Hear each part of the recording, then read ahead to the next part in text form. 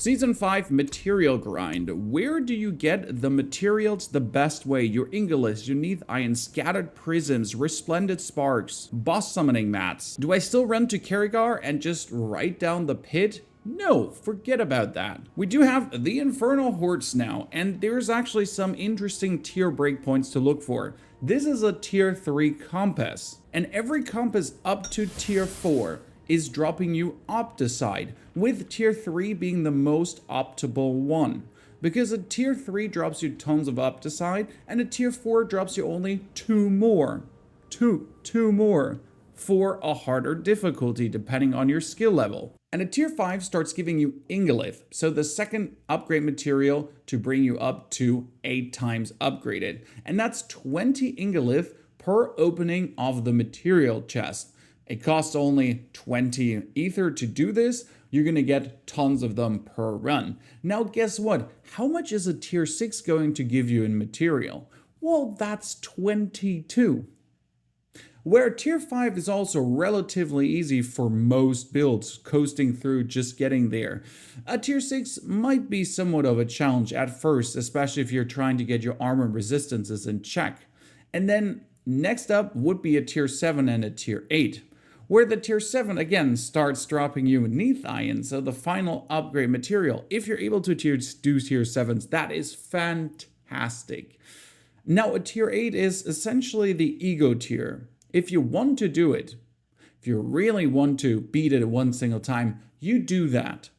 But if you want to farm, it's the same with tier 6 and tier 5. You're not getting much more Neath Iron for doing tier 8s, whereas tier 8s though are just more tedious to do, no matter how good your build is. Sure, you might blast through it, but you're gonna just blast through a tier 7 significantly faster, and you're gonna get more ether, and more ether means more materials end of the day.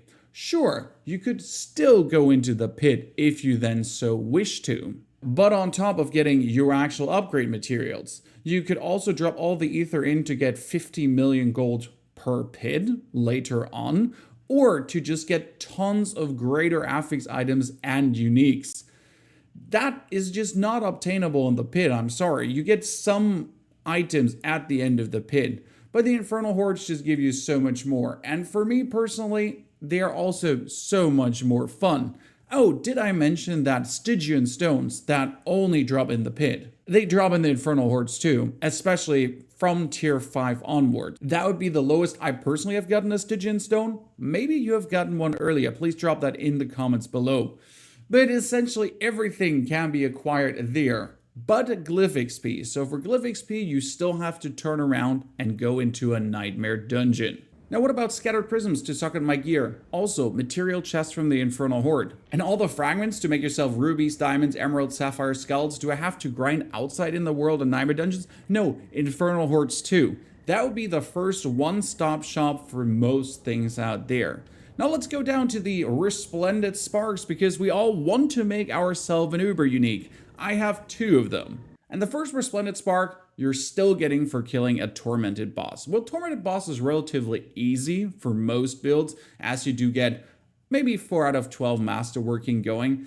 Can pick that up relatively early. The second Resplendent Spark, and actually this is an unlimited source of Resplendent Sparks, you get for clearing this seasonal questline from Istil in Zarbinzen. And at the end of the reputation grind, you will get your I actually get the chest, Resplendent Spark.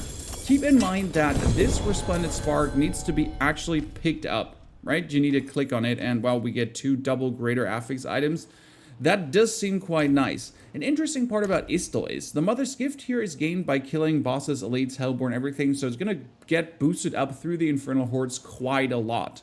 And that's why you want to do the infernal hordes too, because this is unlimited. Yes, so I have another 3 chests here right now. Boop, click on it. 2, 3. With tons of gear in it. Right, I just got a greater affix goddamn unique item out of it. Well, don't mind if I do. 4,444 armor for Bone Spear. And like that goes on, right? All of these chests are actually like full of a bunch of cool gear. That's another, okay, you gotta be kidding me. I just didn't pull out 2 uniques that early. Well, I'm hacking. That's the Crown of Lucian. We get that too. And this grind just goes on and on and on, and it doesn't stop. Don't forget to actually go into your seasonal tab and then on seasonal blessings and put the Urn of the Blessed Mother in, because boost the chance for existing sources to drop additional Mother's Gift used to progress the season of the, which is used to progress this, well, then even faster. And the interesting part about this is you can do this for every new character.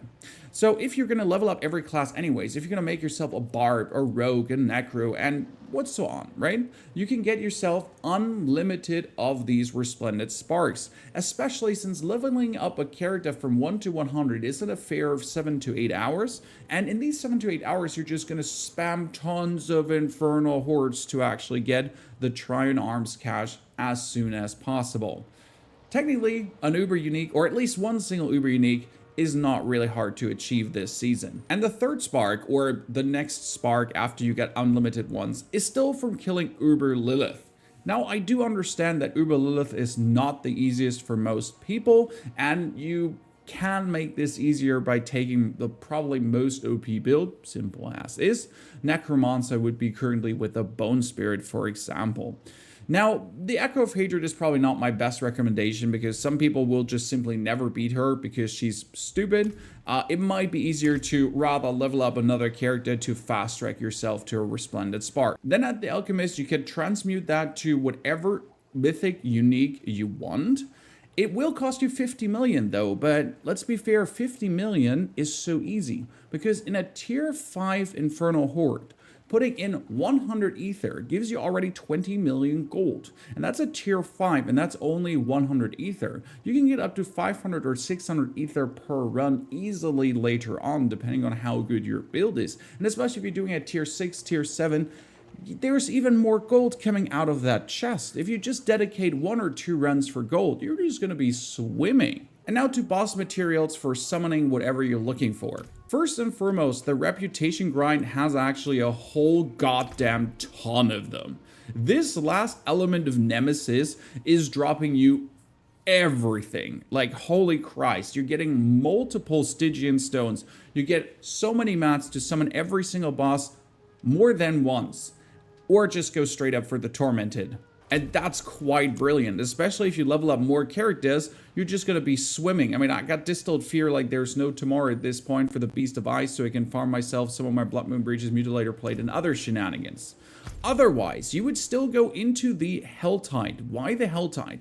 Because, for example, the Blood Maiden drops the blood for Lord Zur. Then there is the Living Steel coming out of this. If you're actually finishing the respective Whisper quests, there's always the chance that one of these Abomination spawns, who's going to be dropping Malignant Hearts or any other body part that can be then transmuted into Malignant Hearts. And last but not least, there's also random Distilled Fear just being able to get dropped by any kind of elite opponent, anyways boss material from any elite opponent, as you're slaying them.